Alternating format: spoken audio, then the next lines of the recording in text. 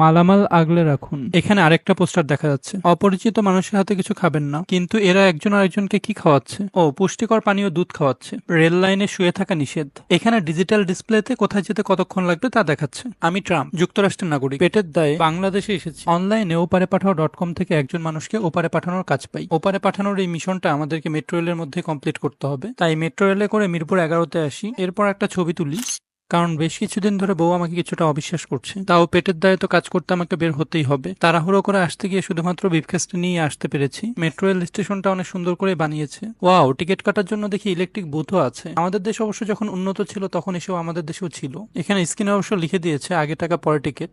যেহেতু আমার হাতে বেশ কিছুটা সময় রয়েছে তাই স্টেশনটা একটু ঘুরে দেখা উচিত। সামনে দেখি একটা মুভির পোস্টার, এই মুভিটা আমাকে দেখতে যেতে হবে। এখানে টিকটক নিরাময় কেন্দ্রের একটা পোস্টার লাগিয়ে রেখেছে। টয়লেট এদিকে, কিন্তু কোথায় টয়লেট? তাহলে কি এখানে বসে পড়বো? এখানে মেট্রো রেলের নকশা দিয়ে রেখেছে। এখানে আবার কি হাত পেতে আছে? ও আচ্ছা, স্টেশনের ভিতর হাত পাতা অপরাধ। যদিও মিশন কমপ্লিট করার জন্য বাংলাদেশে এসেছি, কিন্তু কোথায় থাকবো সেটা নিয়ে খুব চিন্তিত ছিলাম। ঠিক তখনই পরিবেশ বান্ধব একটা হোটেলের পোস্টার দেখতে পাই, হোটেল পাটক্ষেত, যা সাশ্রয়ী ও নিরাপদ। কিন্তু সমস্যা হচ্ছে আমি তো এখানে সবকিছু চিনি না, আমি ওই হোটেলে কিভাবে যাব? ঠিক তখনই সামনে তাকিয়ে দেখি মায়ের দেওয়া রিক্সা সার্ভিস, যেটা মূলত এআই বট চালিত রিক্সা। তাই দেরি না করে ফোন বের করলাম, স্টেশনের বাইরে এলাম। এখন অপেক্ষার পালা। অনেকক্ষণ দাঁড়িয়ে থাকার পর পকেট থেকে দূরবীন বের করলাম। তখন দেখি একটা রিক্সা মানুষ ছাড়াই একা একা এগিয়ে আসছে। এটাই তাহলে কাঙ্ক্ষিত মায়ের দেওয়া রিক্সা। এই ভাই থামে না কেন? এই থাম। এখন এই রিক্সায় করে আমাকে হোটেল পাটক্ষেত যেতে হবে। এই এআই রিক্সায় করে যেতে যেতে আমি ক্ষুধা অনুভব করি, যার কারণে রিক্সাকে আমি একটা খাবারের দোকানে থামতে বলি। তাই রিক্সাটা আমাকে স্ট্রিট ফুডের একটা দোকানের সামনে নামিয়ে দেয়। আমি রিক্সা থেকে আমার ব্যাগটা নিয়ে দোকানের সামনে যাই। এরপর দোকানে থাকা তালিকা থেকে আমি 1 কাপ কিউট গরুর দুধ অর্ডার করি। এখন কিউট গরুর দুধ খাওয়া পালা। দুধ খাওয়ার পরপরই আমার চোখটা বন্ধ হয়ে আসে।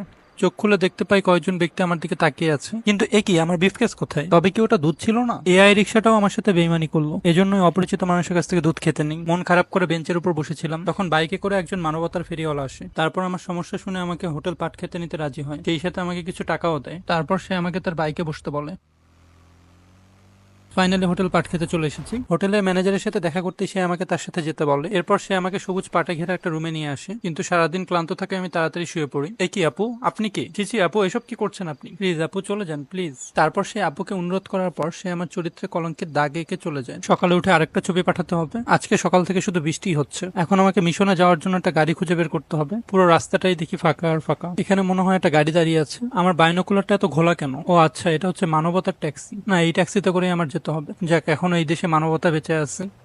এটা কি মানবতা ট্রাভেল? ট্যাক্সিটা একটু ঘুরে দেখা দরকার। গাড়ির ভিতর কি যেন লেখা আছে, চশমা না আনার কারণে আমি দেখতে পাচ্ছি না। সমস্যা নেই, বাইনোকুলারটা তো আছে। মানবতার ভাড়া প্রতি কিলো 100। আচ্ছা সমস্যা নেই, গাড়ির ভিতরে বসে দেখা যাবে। তাই দেরি না করে ট্যাক্সির ভিতরে বসে পড়ি।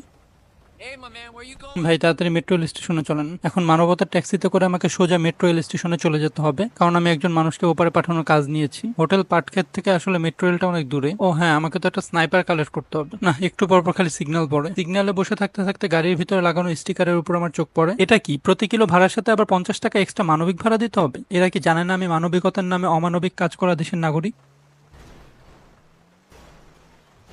আরে আরে, কি অমানবিক ব্যাপার স্যাপার। ফাইনালি আমি দোকান থেকে একটা স্নাইপার নিয়েছি। এটা দিয়ে মনে হচ্ছে অনেক দূর পর্যন্তই দেখা যাবে। এখন আমাকে এখান থেকে বের হতে হবে। বের হতে না হতে পুলিশের সাইরেন বাজতেছে কেন? হাই হাই, এখানে দেখি ক্রস ফায়ার চলতেছে। ট্যাক্সি ড্রাইভারও পালাই গেছে। এখানে থাকা নিরাপদ না, তাই মানবতার ট্যাক্সিটা নিয়ে আমাকেও পালাই যেতে হবে। ফাইনালি মেট্রো রেল স্টেশনের কাছে চলে আসছি।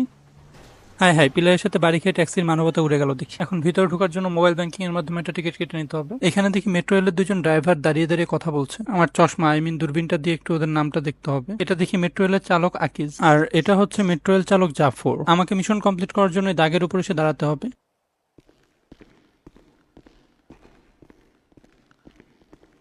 এখন আমাকে মেট্রো রেল চালক জাফরের পিছ পিছ যেতে হবে, কারণ জাফর মূলত ওই মাফিয়াকে মারতে আমাকে সাহায্য করবে। মূলত জাফরের মূল টার্গেট হচ্ছে মেট্রো রেলটাকে একটু আস্তে ধীরে নিয়ে যাওয়া, যাতে আমি ইন টাইমে তাদেরকে ওপারে পাঠাতে পারি। স্টেশনে আমাদেরকে মেট্রো রেলের জন্য অপেক্ষা করতে হবে। এখন আমি প্যাসেঞ্জার হিসেবে উঠবো আর জাফর ড্রাইভ করবে।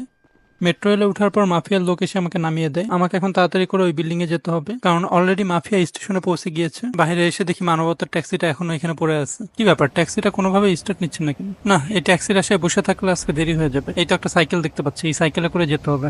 এত দূর কষ্ট করে সাইকেল চালা যেতে হবে? অসৎ পথে ইনকাম করাও দেখি যথেষ্ট কষ্ট। এই তো ওই বিল্ডিং এ প্রায় কাছাকাছি চলে আসছি। এই বিল্ডিং এর উপরে মূলত আমাকে স্নাইপার নিয়ে দাঁড়িয়ে থাকতে হবে। ফাইনালি মেট্রো রেল চলে আসছে এবং মাফিয়ারাও নেমে গেছে। এই মাফিয়া গাড়িতে ওঠা পর্যন্ত আমাকে অপেক্ষা করতে হবে। অনেকক্ষণ অপেক্ষার পর মাফিয়ারা ফাইনালি গাড়িতে উঠছে।